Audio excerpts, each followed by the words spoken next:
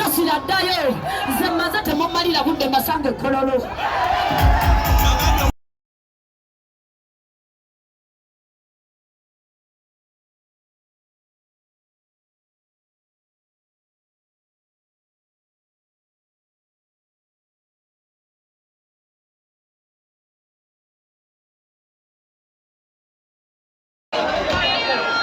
Shimo ni mutitisi kwa maweo alikatitisi kaliwa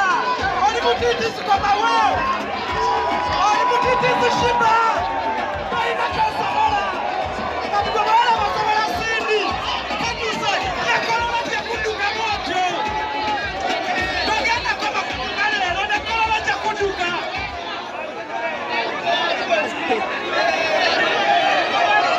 Shimo nekolola kya kuduka.